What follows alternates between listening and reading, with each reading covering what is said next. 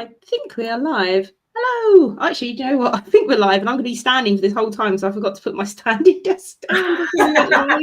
Error. That's fine. So, welcome everyone. If anyone's here, I'm not sure if anyone is here, to be honest with you. But let's have a little sneaky peek just in case. But yes, I think there are a couple of people watching. Welcome. This is the FOMO Book Club Live. If you just joined us and you wonder what this is. So I'm Jack, this is Spread Book Joy, and I'm joined by my lovely FOMO co-host, Gemma from Gemma Books. Hello, Gemma. And we were reading for the months of July and August, A Fine Balance, big chunk, by Rohinton Mistry. And I think it's been a big success. I would say for me, definitely. It's been one of my top books so far this year. And we're going to be discussing that.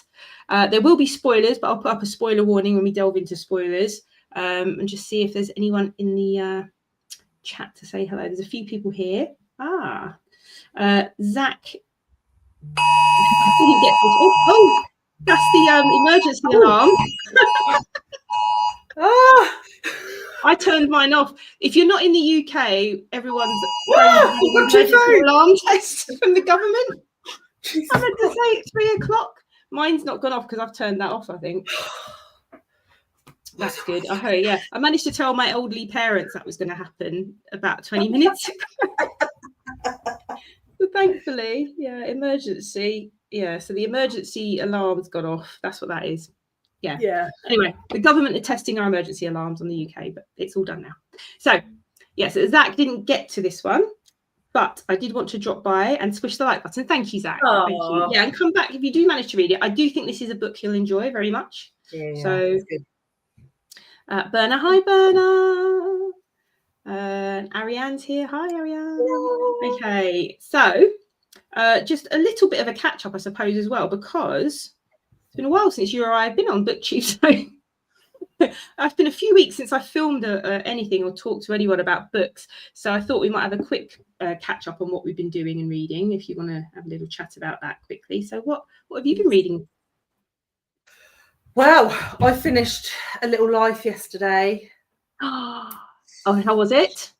It was so good. It was so good. That was, I mean, it was sad, and there's an extreme amount of trauma in it, but the discussion around relationships, especially male friendship relationships and like father-son relationships, and it was so well done, like the interconnectivity of people, and it was really, really well done. I absolutely loved it. It was brilliant. I've got it earmarked on BorrowBox to read, because I do think I'll enjoy it as well, because from what you've been saying and from various people that I trust, it's like it is a brutal but worthwhile read, which kind of like sums up A Fine Balance for me, actually. It's not dissimilar. It's not dissimilar. Right, yeah. Bit of misery. Yes. But this is the thing, like, I don't know if hopefully when we talk about A Fine Balance, there are also so many joyful moments in that book that I really enjoyed. So so whilst there's a lot of devastating stuff, that like life is, it's both, isn't it? You got comedy, tragedy in it. So it's like the book was so hopefully A Little Life had some light moments in it.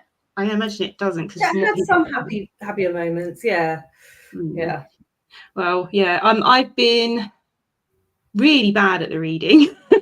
I kind of took reading after I finished A Fine Balance in like I had a couple of 100 pages to go on a few weeks ago at the end of August. So I sat down on a Friday on my balcony when it was really sunny and lovely, and I finished it in I spent a few hours finishing it off in one go.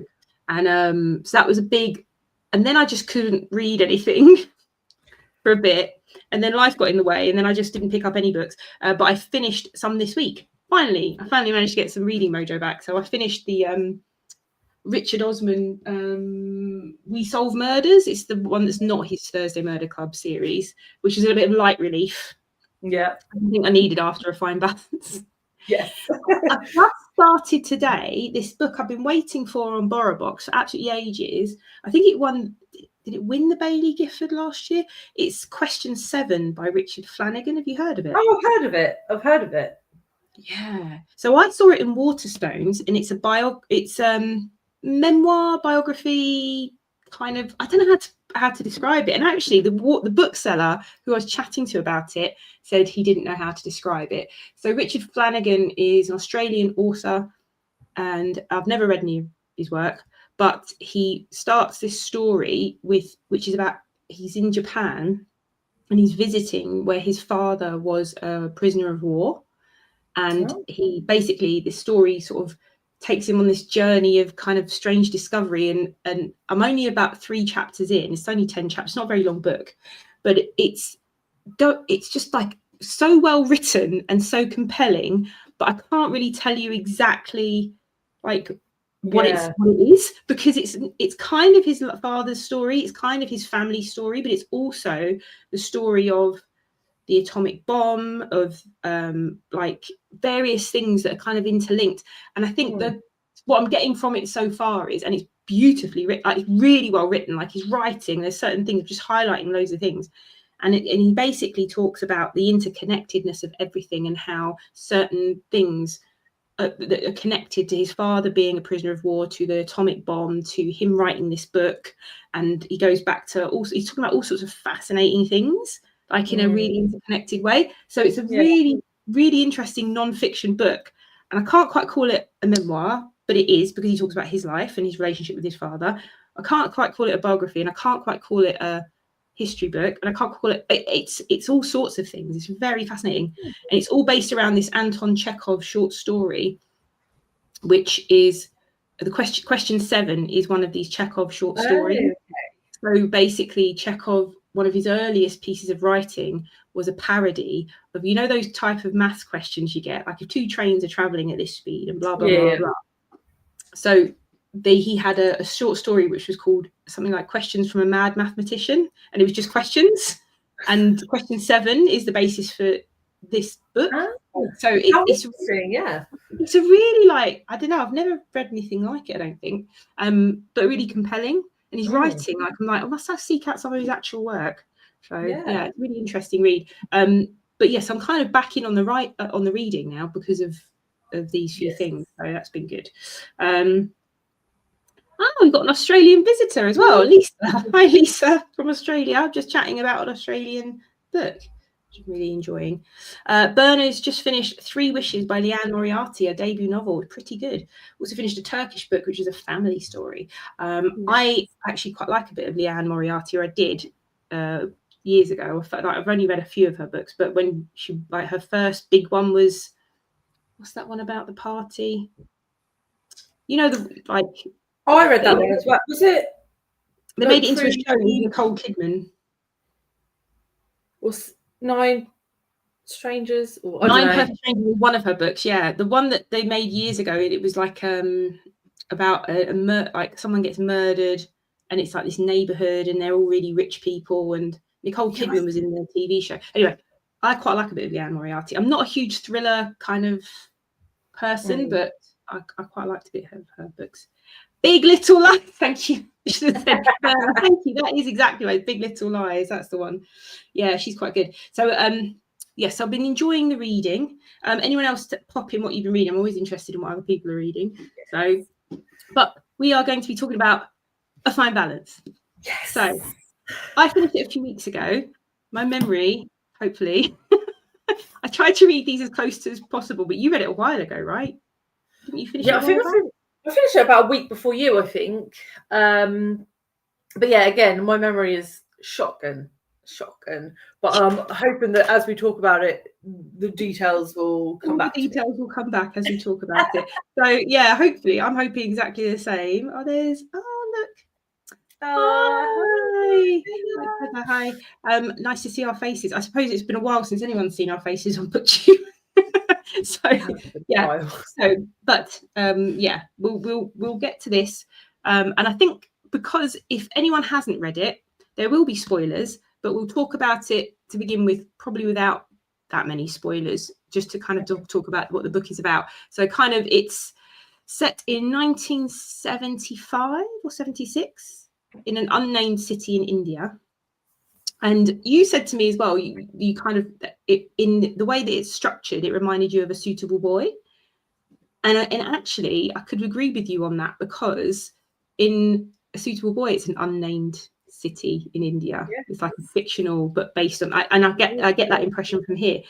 And much like A Suitable Boy, the events of this book follow a cast of characters who are lives are intertwined, and there is political turmoil going on within the country, which is kind of how the premise of A Suitable Boy is set up, because that is set in the 1950s, early 50s in India, where they're having their first general election, or late 1940s, they're having the first general election after the British have left India.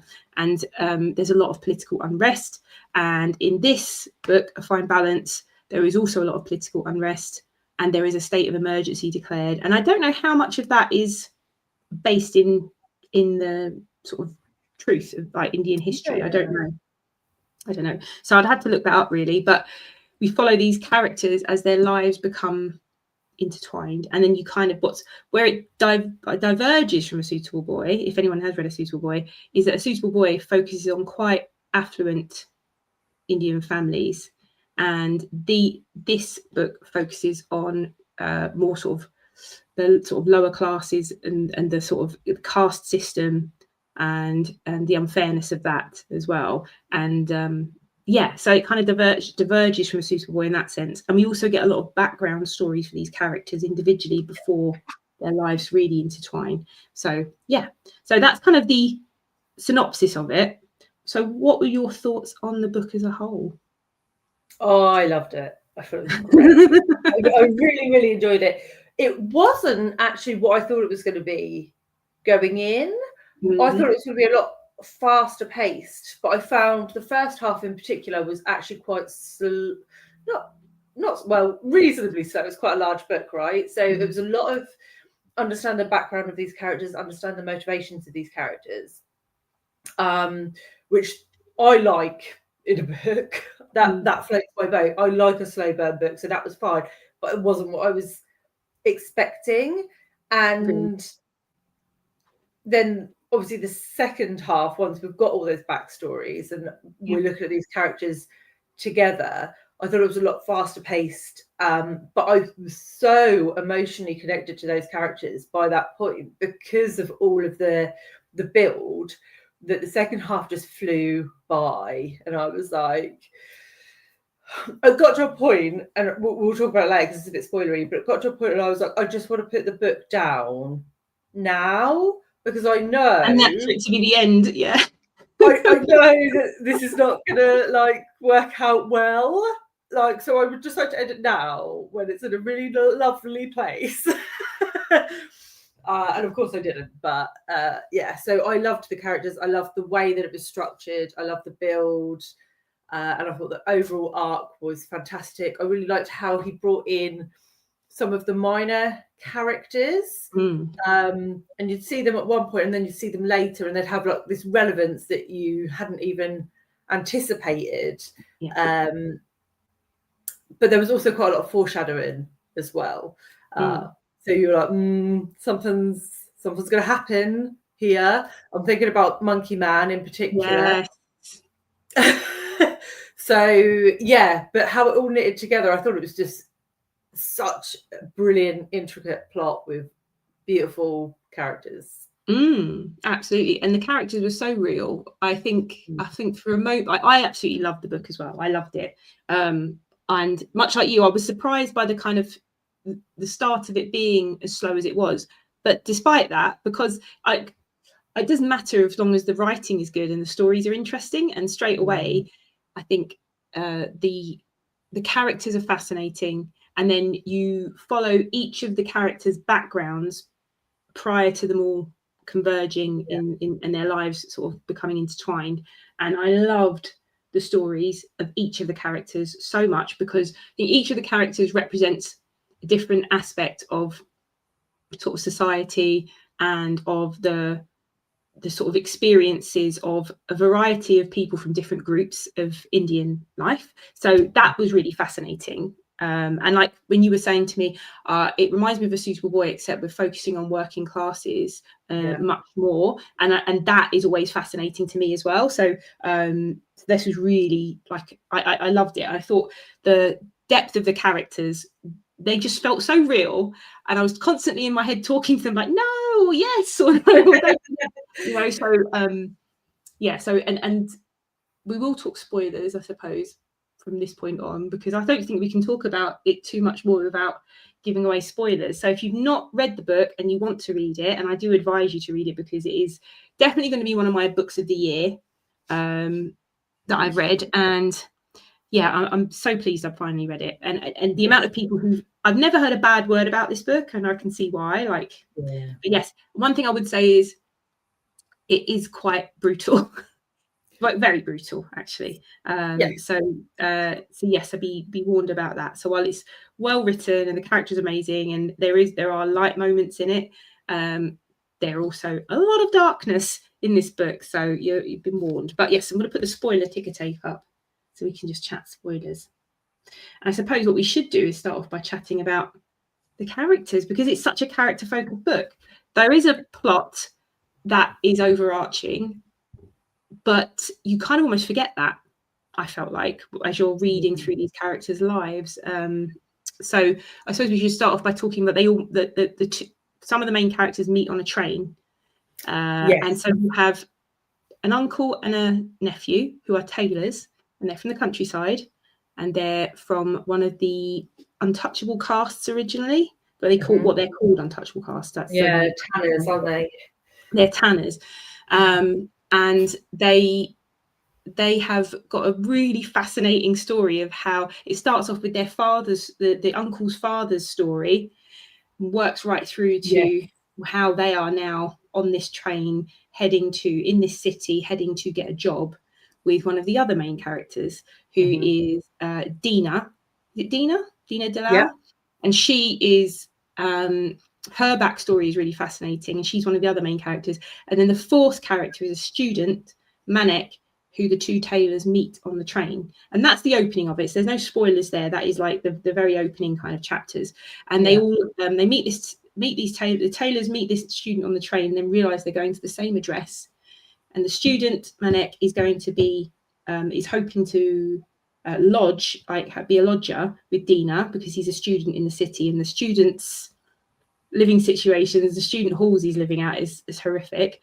And the two tailors are hoping to work for her. So that's kind of where they all meet. And so the first story, let's talk about Ishvar and Om Prakash. It's Ishvar and Om Prakash, isn't it? Yes. Yeah. So tell me about your thoughts on them too.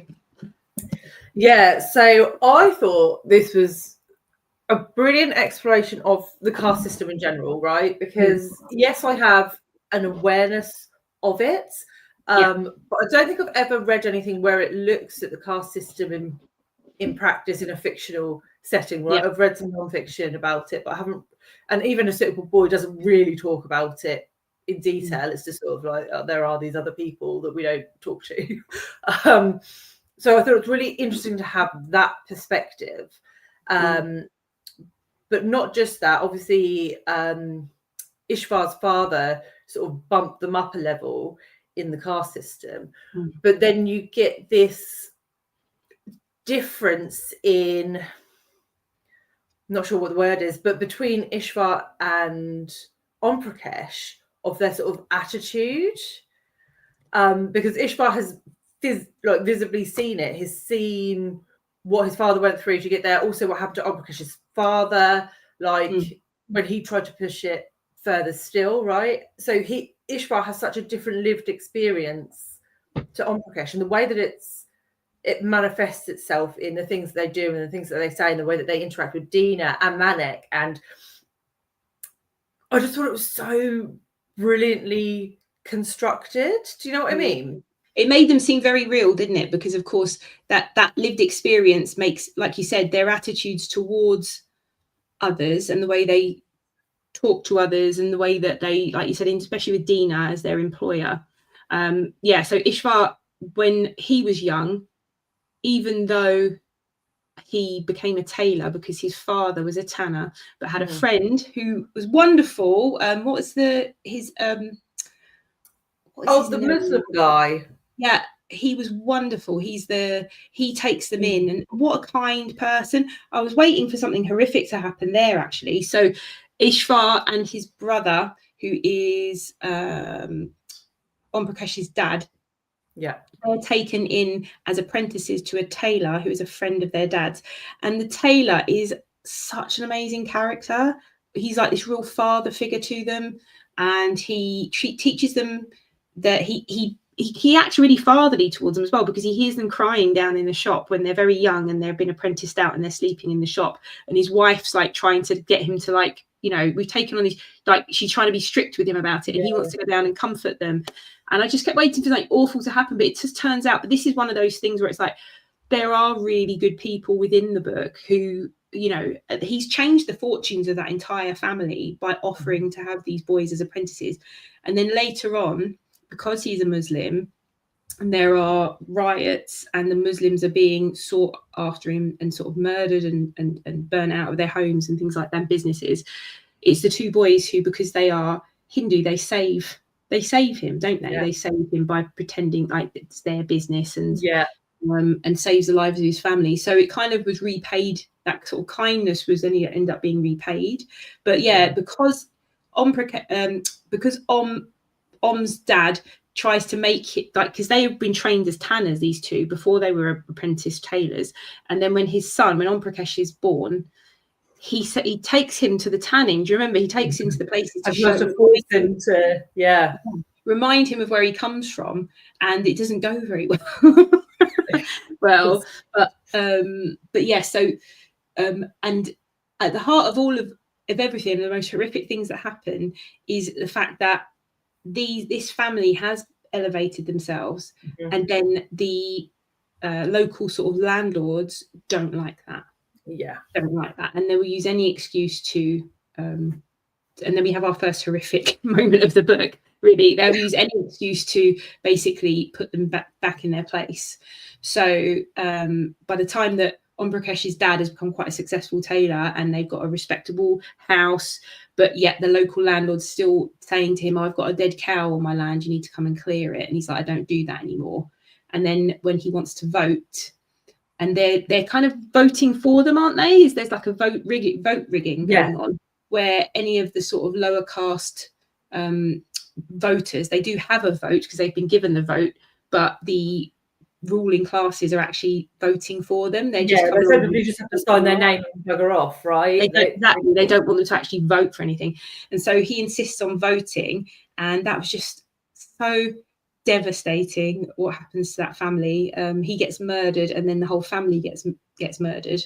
And because Om Prakash is now an apprentice tailor with his uncle and this lovely, I can't remember his name, that character, let's try and remember his name, because they're away in the town at their tailoring business, it doesn't happen to them. They basically they're saved, but their whole family's gone. Their grandparents, his dad, his siblings, his mum. This is Om Prakash. So you can kind of like you just can't imagine what these people have been through, and that I imagine from and all the things that they talk about in that story, it really got to me, the things that these people were subjected to for, passing by, like, it felt that they were contaminating things. If anyone thought they were contaminating anything, they would get beaten or punished, like in the most brutal of ways. I think it was like the little details, right? I can't remember which character it was, but they had a job and they were using a pestle and mortar to like grind up some spices or something, and the mortar broke, and then they got beaten and didn't get paid. And actually ended up with a permanent limp or whatever, didn't they? They ended up with a broken foot or something. And so it was just awful. So I think seeing that story first actually was, the fact that he told their story before he told any of the other character stories, I think was really important, actually, because it kind of sets up this background of what's going on in terms of the caste system. Yeah. So let me just see, there's some comments here. Berna. I like the second half of the book better, but I agree the first half was necessary for characters. Learned quite a bit of the Indian social and political background, gave it 4 stars. Yeah, I think the start, if anyone's going into it, the start is a little bit slow. Oh, hi, good to see us both. But yeah, so I think that, but I think that their story and their relationship, then Ishvar becomes the surrogate father to him, doesn't he? Yeah. So, and tailoring at this point, then we're looking at this whole, the way that business is changing, because they have to go into the city for work because mass production of clothing has started. So sweatshops have started. So tailors, like trained tailors, are going out of business because people are buying cheaper, mass-produced clothing. So they have to go into the city to seek their seek work, basically. Yeah. And on the way they meet Manik. And his life is a big contrast to Om Prakesh's life, isn't it? I think is that because they're of a similar age. He's a little bit older. But but you see the contrast in their lives of how their lives have gone. Do we get his story next, or do we get Dina's story next? I think it was Dina's next. Yeah. And so so these 2 characters, I think the uncle and the nephew, I like exactly what you said, the fact that Om Prakesh is full of anger for what has happened to his family, and he's also grown up in a very different way from his uncle, because the uncle is much more willing to show this kind of like polite face to people who are of a different caste or have more power over them, and he also is fully aware of what the consequences can be of reacting to them in a certain way, whereas Om Prakesh is just full of anger, and understandably so. His entire family's been murdered, so that's when they meet. Not just that though, the difference in age just shows a level of maturity, right? Like, completely. Is looking ahead. He's like, okay, so if we annoy Dina, like, what do you think is going to happen? Like, have you thought past that point? And Om hasn't thought about it. He's just spouting his sort of teenage boy, whatever. At the unfairness of it all, it's all so unfair. Like, because she's got the work for them, and so what happened when they go to work for her? She's got the work for them because she's basically running her own little mini sweatshop. Basically, is what's happening, is what's going on. But she can't sew herself, or she would be doing it herself, but her eyes are failing her. So her story is really interesting because she's a woman who wants independence. That's what's going on here, and that is something that, because she's been married and she's widowed, she can try and maintain her independence. If she was an unmarried woman, she wouldn't have it. So she's got her reasons for doing it, and she's trying to be this strict boss because everyone that's advising her is like, oh, be strict with them, don't let them away with anything. And she has to have them there to do the work to enable her to maintain her independence. And so they've all got these, they're all reliant on each other. They're reliant on her for the work. She's reliant on them because otherwise she has to go back to her brothers. And like you said, the uncle can see, he's like, we've got work. We've got work. We've got things coming in. Try not to rock the boat. But Om is like, well, why is she the middleman here? Why can't we work directly? Quite rightly, he's thinking that, I suppose. But at the same time, they would never. Do you think they would have ever gotten work directly? I don't think so. No. Because Dina was a different class, right? Yeah. She was, I mean, her family and her brother were actually quite affluent, right? So she was a different level to them. So there's absolutely no way those tailors could have rocked up where she was getting the work from, and they'd have been like, yeah, sure. Yeah, not exactly. No way. So basically, Om's very naive in that, thinking that that could be the case, that she's, because they in the society they live in and the rules by which that society operates, they would never get that work. They do need her, and her story is fascinating. The fact that she's so independent, and very sad as well, because she ends up losing her father and then her mother, and then her brother is just awful. And then her husband dies. That was horrible, but I could see that coming a mile away. I mean, you kind of knew it was going to happen, that she was going to be left. She was on her own, right, when we meet her in the book. So you kind of knew, like, how she ended up this way. But her love story was quite nice, and she did have, like, she did fall in love with her husband, and she chose her husband for herself, which is unusual. And she refused all of these awful men that her brother kept parading in front of her. Yeah, and he was a tiny little flat, but they were happy, like, and it was just really, really lovely. And then he goes out to get ice cream. I was like, don't go out to get ice cream. I can see it. Oh no, I can see what's going to happen. But yeah, so she's an interesting character in that she's a good person. She's only doing this. She's not doing it for any sort of like profit or whatever. She's doing it to maintain her life as independent away from her brother and his family. Because really, when she's with them, they're kind of like, oh, they're nice enough to her, I suppose, in a fashion when she gets older, but they're kind of like, maybe we'll let the maid go, maybe we'll let the cook go, maybe we'll do this because you can do all of that work, that unpaid labor. She's basically then given all of that. But her brother is well off. Is he a lawyer, I think? Yeah, some sort of business, lawyer, something like that. Yeah. So she eventually, sometimes she has to go begging him for rent, and she's like having to do it.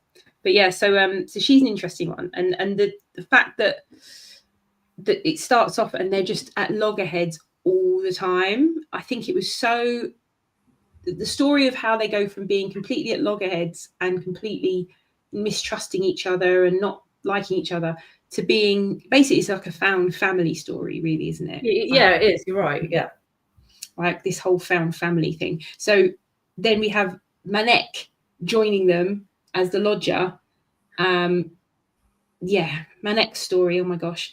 Yeah, his story of, like, I think the way it illustrated the change in the rural communities in India was really interesting, and really sad.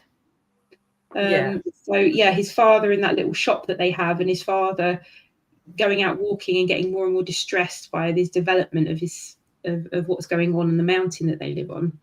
It was actually really heartbreaking, I found.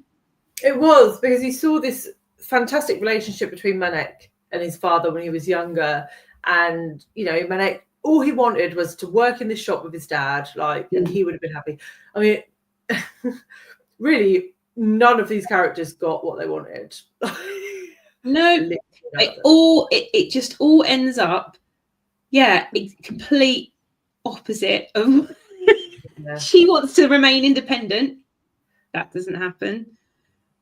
We'll talk about what happens to the Taylors in a moment, but Manek as well. That's all he wanted to do was work in his father's shop and stay there, and they had such a lovely relationship. When in the beginning of the story, when they're talking about like his mornings when he would wake up and they would stand looking at the mountains, and he would go downstairs and he would hug his mum and his dad.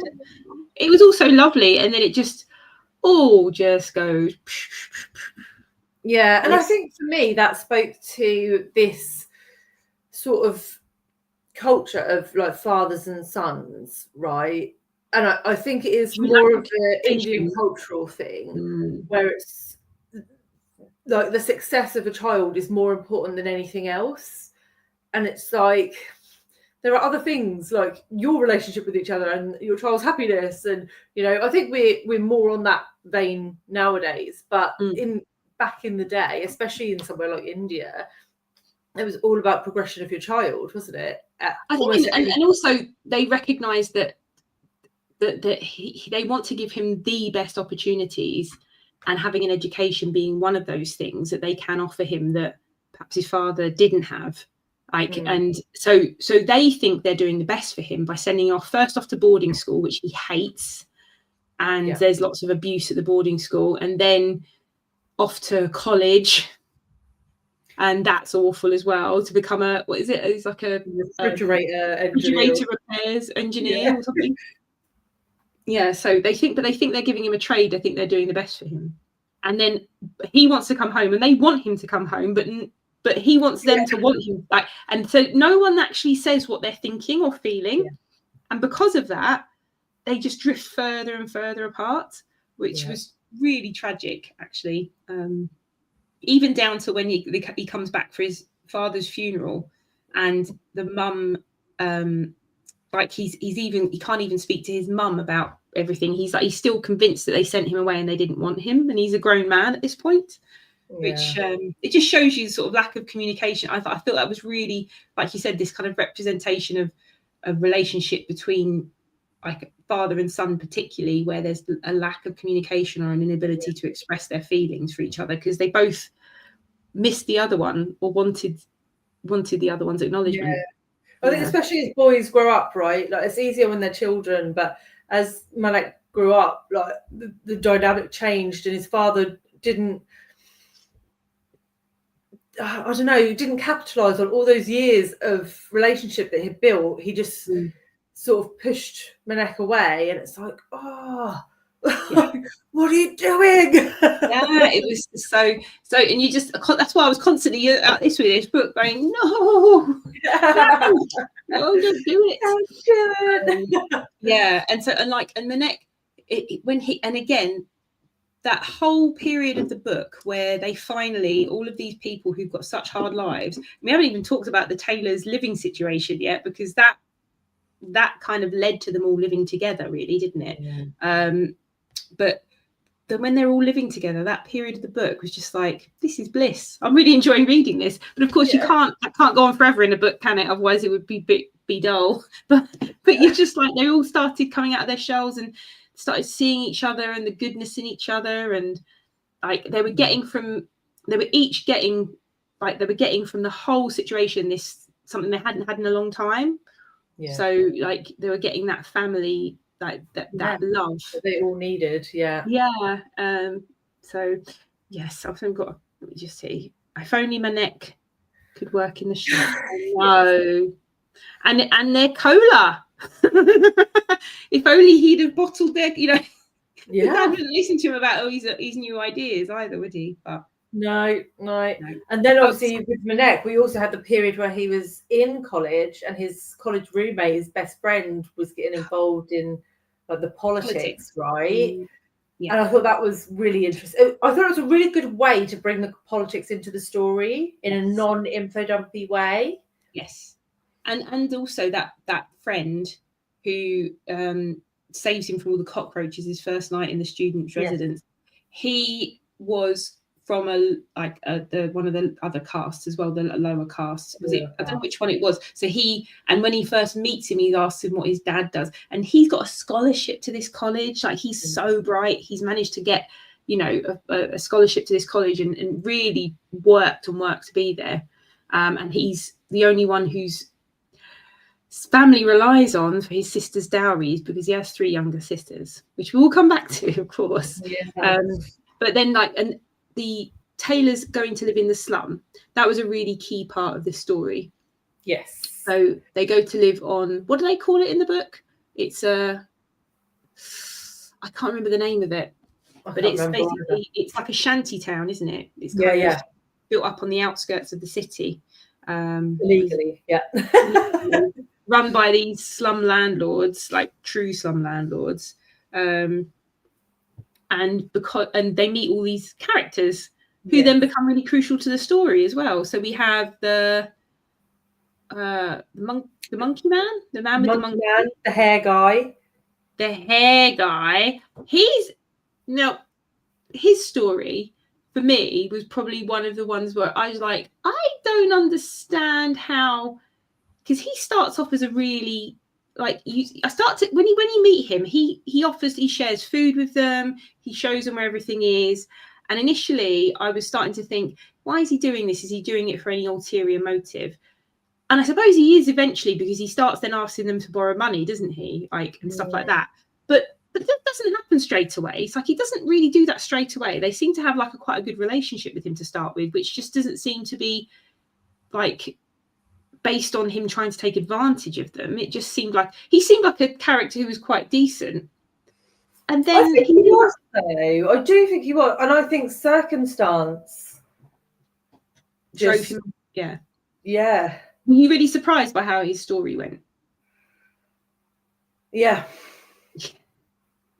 because he becomes key to a lot of things that happen. Really. So, but the slum itself is, and again, it's another way of bringing in the politics of what's going on.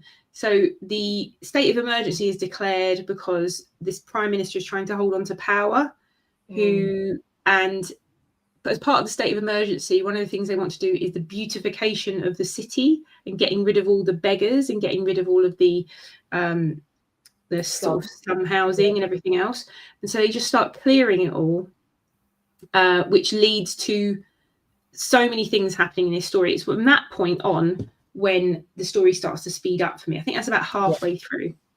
I agree.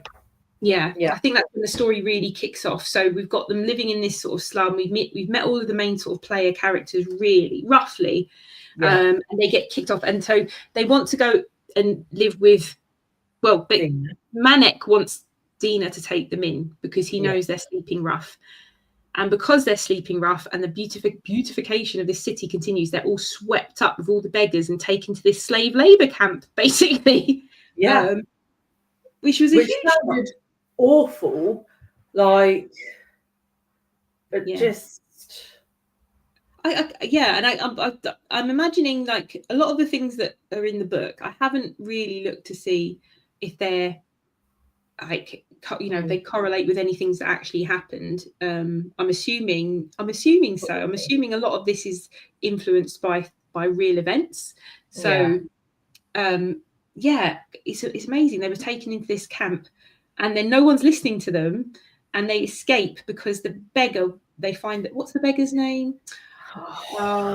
Shankar, that's it. Shankar. They meet him and he's in it from the very start as well because they pass him by on the way to Dina's and in the from the train station. And obviously back then Ishvar and Om just show him a bit of human decency, right? That's it. Like they're just like, hi mate, and how that small moment then echoes through the book is one of the things that I loved about this. Like that. Exactly. Yeah, and it kind of echoes right through, doesn't it? Because he's the reason they survive that camp and the reason they get out of it. Because he introduced them to the beggar master. Yeah. Who was an interesting character. Really interesting. I actually loved his character. I would have liked his backstory. I could have read another 100 pages to get his backstory. And we got his backstory, but the other backstory we got was the rent collector. Yes. The rent collector? Yeah. He's an interesting one as well. So we got quite a few, like we did get his backstory and we kind of found out a little bit more about Shankar because the beggar master finds out that Shankar is actually, he thinks is his half-brother. Which he never tells him. And again, it's another tragic tale within this book. This book is so many tales within tales within tales, isn't it? Like they're all really fascinating. But yes, so like Beggar Master is a very significant character. And the way it all comes together at the end in terms of why we've met all these characters and why they're so important to the story and to the ultimate outcome of what happens to all these characters. You're right, it's just so all these little seeds planted throughout the book that come to fruition at the end. So we've talked about the end, we beat around the bush about the end, I suppose, a little bit, but how did you feel by the end of the book because of what happens at the very end? So sad. Oh my god. I think the most heartbreaking bit for me actually was when Manek leaves Dina's house and he sees Ishvar and Om and he chooses to keep walking. I think he can't speak. Like at one point I think he does want to, but he can't. He's so shocked and he thinks they don't recognize him, but then we find out they did recognize him. And it's just like all of that like family dynamic that they built. Manek was like their champion all the way through. Like without him, like they never would have moved in. There never would have been this dynamic. And then in that moment, he just can't bring himself to talk to them. And it just felt like it was all for nothing. Do you know what I mean? And it just That was like the gut punch. It was like all of that, and it was for nothing. Like, Yeah. And also it kind of is the moment that he snaps, really, I think. yeah. Because when so and Ishvar's ending of their story, again, it was really built up that Om's anger at these, like, that he's gone back for his wedding and he mouths off to the same, isn't it the same person that murdered his family? Like that ends up that, so when they go back to the village. Yes, it is. Yes. Right. So they go back to the village to organise Om's wedding. And it's this point where everything just goes, for everybody just goes like off a cliff, right? Basically. So they instead of bringing back, because Dina's like, bring your bride back, have her on the veranda. Oh, she's setting up like the little like privacy curtain. Oh man. So you just think to yourself, on another, if none of that had happened to Om and Ishvar, then they would all be living at Dina's place quite happily, being a family, you know. But of course, the other part of the political sort of storyline of the sterilisation, the sort of forced sterilisation, to keep the population under control. So they're giving everyone these what do you call it? Vasectomies. Yes. Forcing them to have vasectomies. And then because Om has kind of like had a go at the guy who killed his family while he's back in the village, he spat at him or something, I think. And it comes back to him because this guy tells, like, he gets the surgeons who perform the vasectomy to basically castrate him, which was just horrific. It's like, it's so horrific.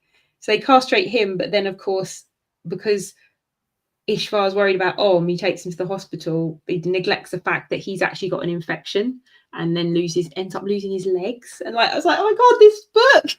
Like, it's just, it's so brutal. Like, at some points, do you think it was just like too brutal?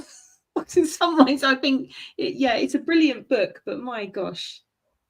I think the trouble is there's so many points that you can pick out, and you're like, if this didn't happen, if this didn't happen, like, things could have been so different. And I think, sort of circling back to Manek, obviously he left the flats and then he sort of went straight to Dubai. So in his mind, Ishvar and Om had come back to the flat with Om's wife. They were all living as a happy family. It was all absolutely fine. They didn't need him. And I think that was probably what it was when he came back, that he'd created this picture in his mind of this oasis, this sanctuary that was waiting for him, and it was just destroyed. And that's when his mind just shatters, right? And that's when he's just like, okay, goes and has his coffee. And then when he walked, I knew he was going to do, I just knew he was going to do it. I just had this feeling he was going to do it. And he walks off the train track in front of the oncoming train. I was just like, oh my God. And then we flash back to Dina and Om, and she sees them every day, and she's still giving them food every day at the back of the sort of her brother's house. And she says, oh, Manek was here today. And they were like, yeah, we saw him. It's just like, oh my God, no. It's, I mean, like, if Manek if he'd just acknowledged them, if he'd just talked to them, if he'd have, maybe they could have salvaged something. Do you know what I mean? Maybe they could have got something back. There was still a relationship of sorts there. Like, he had a good job. Like, maybe they could have made something work. But I just find that, I was just like, that you think that, but then that's the whole point of the book, isn't it? So the title of the book, A Fine Balance, the whole title is about this kind of balance between, like, that everything's so precarious. And what is it? It's the guy that says it. The guy who gives the story about his right. You know, she meets the lawyer. Oh yeah, the guy that gets allergic to it. Yes. Yeah. He says about the balance between. What is it? He says, I wish I'd kind of.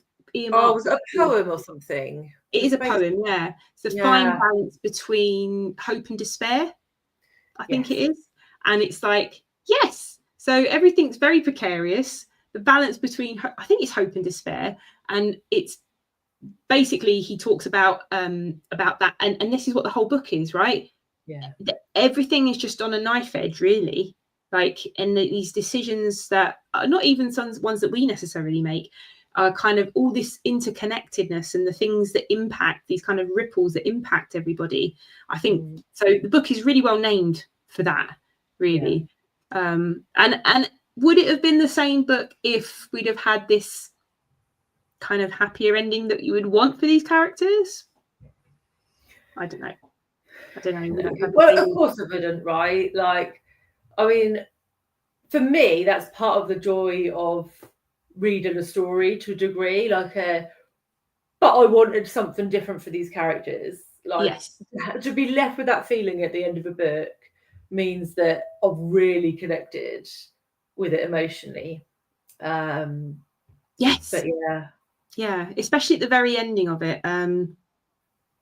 The part where, like, I was literally just like, no, but their lives go on, not in the way that we wanted them to, but Dina still has this relationship with and Ishvar, which is probably keeping them, going as well, and keeping her going to an extent, I suppose, but it's not the same, and it's not what you would have wanted. And also Manek to me, the tragic, he was such a depressed, the only period of his life that was the happiest, he said, was when he was that time when they're all living together and cooking together as a family and eating together, which was really sad, because it kind of, I think it must have reminded him of his own, like we said, that point they're all given back a family which they've lost. So but yeah, it's a very heartbreaking book, but like you say, that's kind of why it stayed with us. That's why it will stay with you, right? It will stay with you, with these characters, and the characters were so real and so realistic. Did you have a favourite?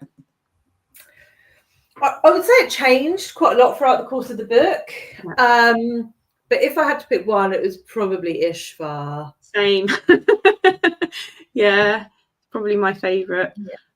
He just had the biggest heart. Like, I don't think he had the biggest character arc. I think he kind of stayed very steady throughout the novel. Even like right at the end, it was still like Ishvar.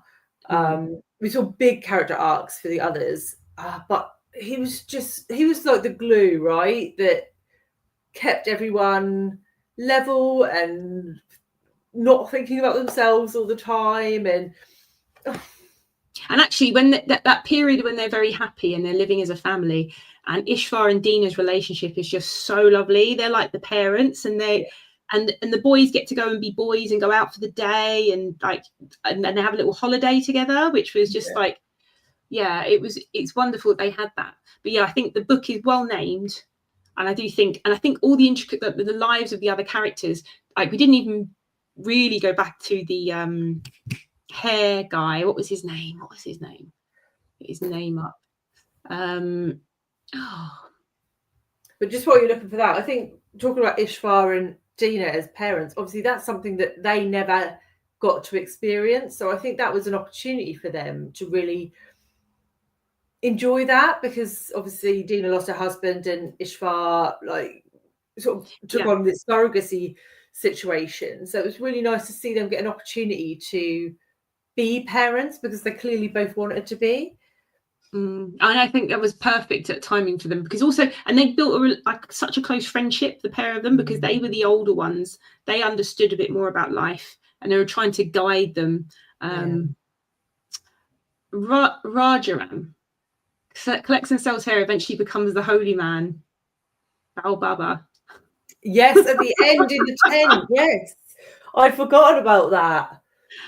Yeah, because Manek calls him on it, doesn't he? He's like, "Oh, I remember you. Didn't you used to sell hair?" But and the ending of Shankar, because of him, that was just horrific. So and the beggar master then gets killed by the monkey man. Yes, and that's sort of Dina's fault. Well, it's not her fault, but she tells him, "Oh yeah, he was here. He's coming back tomorrow." And that's why she ends up back in her brother's place. And I think the the kind of intricacies of the plot and the way the characters' lives are interconnected and unfolding, it is very, like, you know, I don't know, it's quite dramatic, and quite a lot of it is very, like, all, you know, I think there is a suspension of disbelief for quite a few of those stories. However, I loved it. I just loved the way they're all interconnected, and I found it fascinating. It was kind of like, and like you said, there was a lot of foreshadowing to a lot of the things that were going to happen. So just waiting to see how it would play out, because you kind of, you knew the Monkey Man was told that's not the worst murder he's going to commit. Yeah. And you're just waiting for it, right? You're just waiting for it and waiting for it. Yeah. So all of these things, yeah, I really enjoyed the way these characters' lives worked, the way it was all like just waiting for these things to sort of come to fruition. It was great. Yeah. I mean, one of my favourite parts, I think, was when the beggar master saves them from the rent collector, or not. Yeah, I love that. Kind of like landlord. I mean, there are so many points in this where things have just gone against them, right? And it's like, well, that's not fair, and that's not fair, and that's not fair. And then suddenly they get this break, and it's just like, yes, they've earned this. They have earned the right to live in this flat.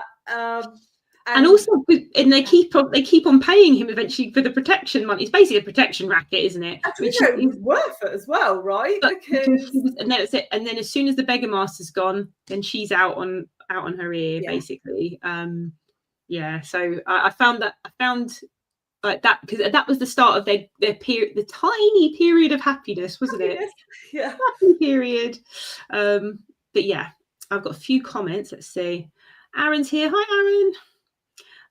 Going to have to go back and watch the start. Love the book, especially the second half, as Bernard said. Yeah, we were saying that the first half is slow burn, and then at the tipping point in the middle of the book, it just goes, you can't stop reading about these characters and what happens to them. Berna, I thought Om and Ishvar would not survive, but they had the will to survive. Actually, yes, they were more resilient, unlike Manek, who suffered less in comparison. Manek's resilient, you're quite right. That's a really good point, actually, Berna.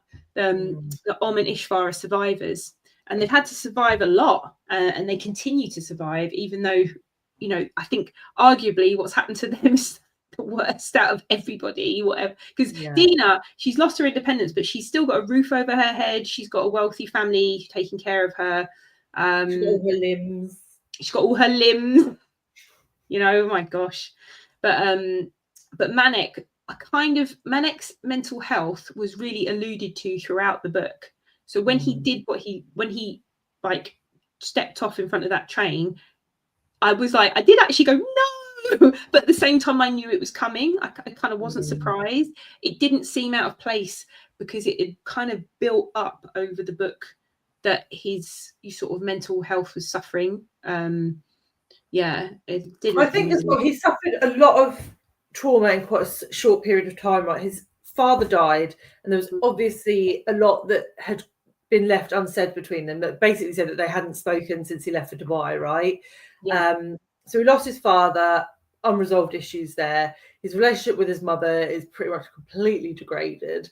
Then he finds the newspaper article about his friend's sisters. Yes. Because that's it. We find out when he goes to give him the chest set back, he finds out that he's been missing, and he was murdered, and he happens to meet his friend's parents that day, who come to collect his body and bring him back home. And he finds out he's been murdered, and then he finds the newspaper article. The friend's 3 sisters have all hung themselves rather than be a burden on their family with the dowry and everything else. And his friend wasn't just murdered, was it? He was tortured. Like, he was missing fingernails. That's it, because they asked the police, and the police sort of say, oh yeah, no, yeah, he must have been hit by a train or something. Like, well, why has he got all of these marks? Clearly he's been tortured and kept as a political prisoner. And then he goes straight from that to Dina's to find she's not there, and then finds out about it's a very small period of time to find that, and he just pops, doesn't he? Yeah, he can't take it. Yeah, I think he's kind of he tipped over. Like, the despair is too much for him. Berna, my favorite was also Ishvar. I quite like Dina. Yeah, they were good, all good characters. I liked all of the characters, really. But Ishmael was great. The only thing I didn't get was his obsession with getting on married when they were so poor. Yeah, I think it was to continue the family name. I feel like because his brother was gone and he hadn't had children, I feel like it was around that. So I think it's a very cultural kind of motive, really. Marriage is quite a big thing, isn't it, over there? Yeah, and also he just wanted some happiness for Arm. I think he really did want his nephew to just be happy, and he thought, I'm not sure correctly, but he thought that the best way for him to be happy was to have a wife and children. But also, like, having a wife and children, they've lost their entire family. So in some ways, what he wants On to have is that family back, like have a family around him. So I can see it, but he was obsessed with the idea to the point where this is the only outburst he has of anger is when everyone's teasing him about it. And he actually, even at that point, because you think, oh, everything's so wonderful between them, but he actually really explodes, and he sort of says to Manek and Dina, in a sense, like, you look down on us. Why are you making fun of, like, this is important to me? Like, he's trying to pointing out to them, like, you haven't been through what we've been through. You don't get it. So yeah, and of course, leading him back to is that if he hadn't been obsessed with them and taken him back to get married, would that have happened? Would this have happened? The what ifs in life, right? Yeah. And obviously, he makes the letter, doesn't he, to say, like, basically, is there any eligible bachelorettes? And they're like, yeah, but you've got to come right now. Yeah. And it's like, exactly. Bernard said probably was about the family line. Many people here in Turkey have a similar mindset, a family line with preferably sons. Yeah, because it ends with them, doesn't it? Because when they castrate that's the end. Ishvar's like that. He wants him to have children. He wants the family line to continue. Wants him to have. And it's devastating because that's all he wanted for him, and that was never going to happen after that. And because initially he's like, oh, it can be reversed. Oh, that's fine. It can be reversed to vasectomy, but not the rest of it.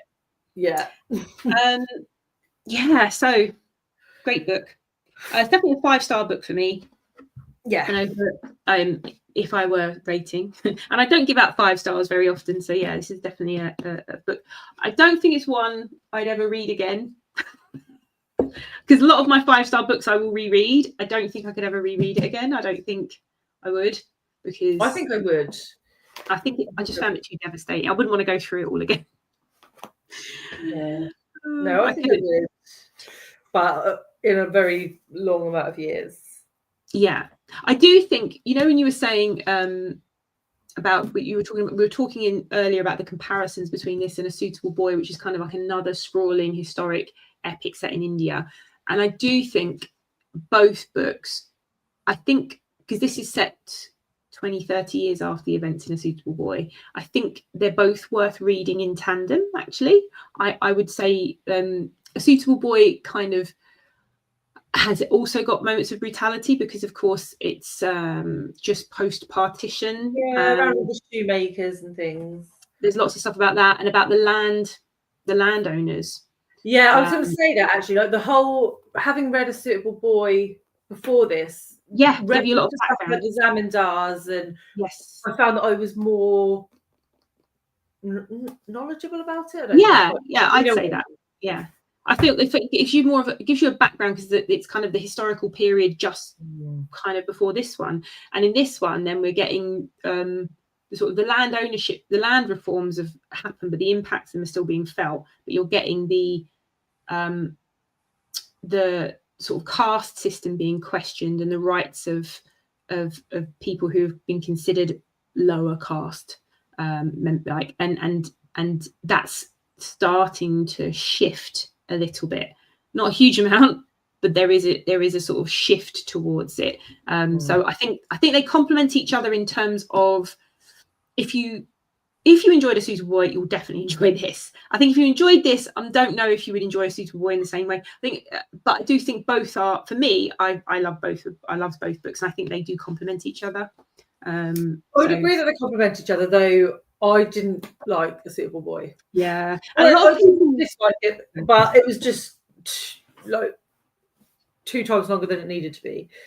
Yeah, and I loved it for that, because what I loved about A Suitable Boy was I just loved the episodic nature of it, and it doesn't, and like there is that an overarching theme of finding a husband for Lata, but it's very much like it kind of reminded me of like War and Peace, and it actually opens in a similar way to War and Peace in that you're following the lives of these families and that are intertwined, and the backdrop of a huge historical event happening, and it opens with a party, and so does a War and Peace, where you're introduced to all the main players and then they all split off and then you follow them, and it's kind of this episodic thing, and I loved it.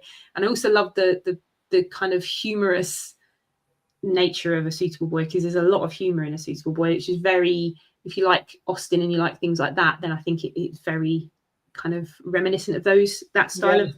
I would agree, because I don't like Austen either. So I think people who like those kind of comedy of manners type books, you get a lot of those kind of characters in A Suitable Boy. So yeah, Aaron, I did think it had elements of Tolstoy too, especially Anna Karenina. There's a reference to it at the beginning. Interesting. Yeah. Fine balance. Yes, I've not read Anna Karenina, but these both kind of remind me of that. This kind of, yeah, I've only read War and Peace, but both of these books kind of have that sprawling epic feel, I suppose, with all these characters. But yeah, Suitable Boy is like, in terms of the amount of characters in that, though, too many characters for me. Huge amount. Okay, we're done with the fine balance, and that was our longest. Is that our longest one we've done so far? No, longest one we've done. Yeah. Cloud Cuckoo Land. Cuckoo Land was the longest one this year, and then was the longest before this. But I mean, Cloud Cuckoo Land, though it was quite long in terms of page number, the words were a lot bigger on the page. Yeah. Well, this must have significantly more words in it than Cloud Cuckoo Land. Absolutely. Next book, much shorter. Yes. Peace and Famine. Clockwork Orange. So this is our September, October, and our last one of this year. This FOMO year, because FOMO started. We were so eager to start it, we couldn't even wait to start it in January, the first year we did it. Yeah. So that's why it starts in November. So this is the last one of our most recent FOMO year, and we started with an Alice pick, I think, and we're finishing with an Alice book. So this is A Clockwork Orange by Anthony Burgess. I haven't read this since I was about 20, and I loved it because I love a bit of dystopian fiction. And this is Alice's possibly her favourite book. I remember her telling me it was her favourite. She said that to me as well. So we picked it for that reason.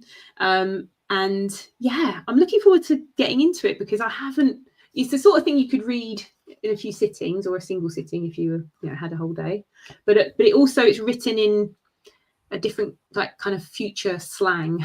So the first chapter or so, or the first few pages or so, it takes your mind a while to adjust. But once your mind switches, it's kind of like it flies by. It's fine. It's easy to read. But yes, A Clockwork Orange, Anthony Burgess's dystopian classic, and yeah, looking forward to it. I'm quite nervous about this one. I think it's going to go one of two ways. Oh, I think it is. It's a Marmite book. Yeah, it's a Marmite book. So you'll either love it or hate it. I'm interested to read it now. Like, I haven't read it. It's been like 30 years since I read it. So I'm really interested to see how I find it now. And it will be our last one of this FOMO year. We have picked new books, we should say. We can talk about them. I suppose we could talk about them now, couldn't we? FOMO is continuing, and we have picked new books. So we're going to have another year of FOMO, the FOMO Book Club, and we have picked, let me just get it up, my document up, because that would help. I know, I don't have my pad. I'll get my document up.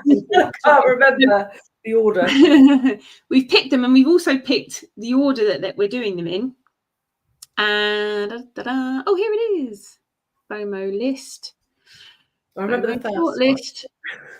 I've got it here. where have we got them with all the final bits and bobs on?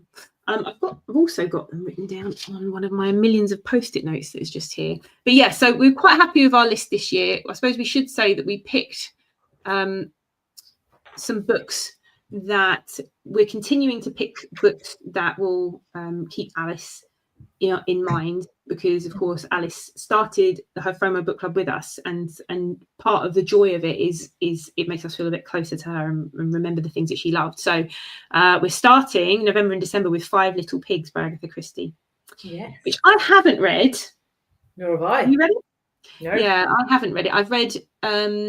I've not read a huge amount of Christie, and mainly I've read Christie because of Alice. But I do love Agatha Christie like TV shows, and I grew up watching David Suchet and Poirot. My mum loves him so much, and stuff like that. So I love Agatha Christie stuff. But I've only read a few books. So 5 Little Pigs I've had for ages because it's one of Alice's top. It was her favourite Poirot. Yeah, her favourite Poirot. Yes, really looking forward to 5 Little Pigs. So Bernard says it's a great one. It's good. Thank you, Bernard. Next, in January, February, we're going for some classic sci-fi. So we've got Isaac Asimov's Foundation. Yes, which I am so excited. Yeah, very thrilled to read. So we've got some classic sci-fi. We've got quite a bit of sci-fi on here this year, actually. Yeah, so we've got Isaac Asimov's Foundation. Neither of us have read. I've really enjoyed the TV show, or the first season or 2 of it. The 3rd season, I don't know if the jury's out on that for me, but I've always wanted to read it. So yeah, your dad's a huge fan, right? Yes, yeah, my dad read them all like back in the day. Like our copies are old, like they're yellow and falling apart. So yeah, it's one of those, and it kind of I think like this after Alice a little bit more as well. So I really want to read some of these books while my dad's still here to talk to him about them. Absolutely. Right. So I know that he's read them several times because he's a creature of habit, and he tends to read the same like 4 authors like again and again and again.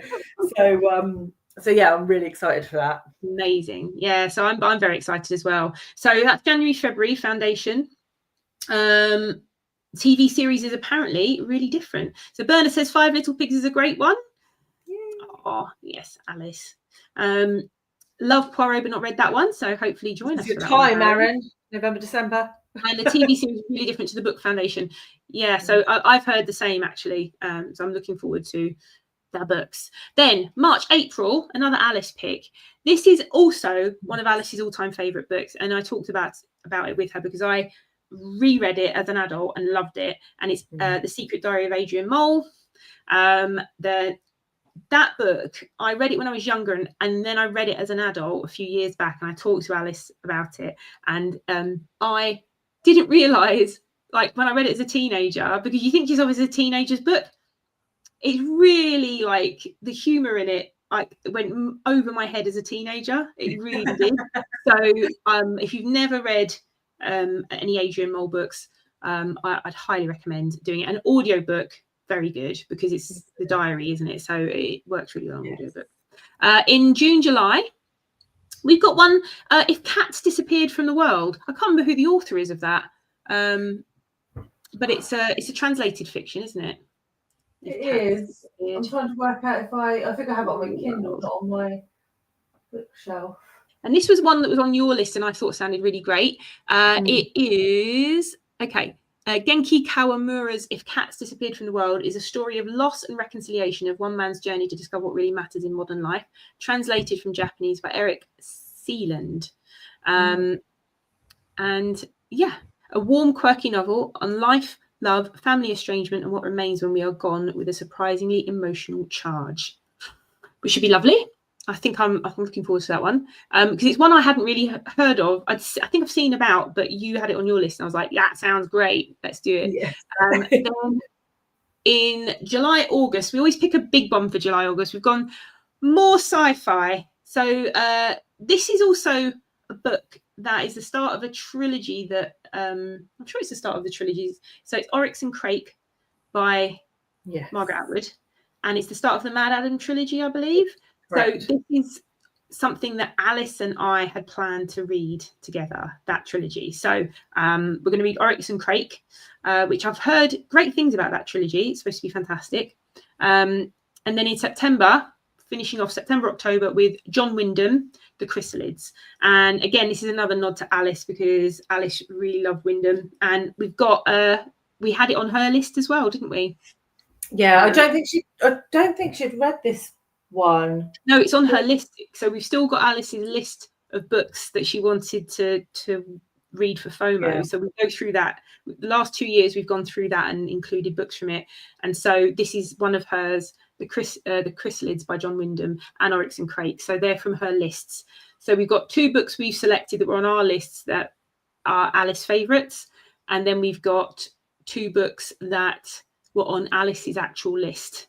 Yeah. So that she wanted to read. So yeah, The Chrysalids is Aaron's favourite Wyndham. There you go. Oh, that bodes well. That does bode well. Very exciting. It is a bit of a sci-fi heavy list this year, but that was pure luck rather than design, wasn't it? They just happened to be the ones that. Yeah, it just ended up that way. So yeah, we had quite a few books that but yeah, loads of sci-fi, I think, and speculative. I suppose if Cats Disappeared from the World is kind of like a little bit of a kind of fantasy kind of thing, but we've got mystery, we've got Adrian Mole, which is like humor. So yeah, I think hopefully something for everyone. For people who don't like sci-fi, maybe not.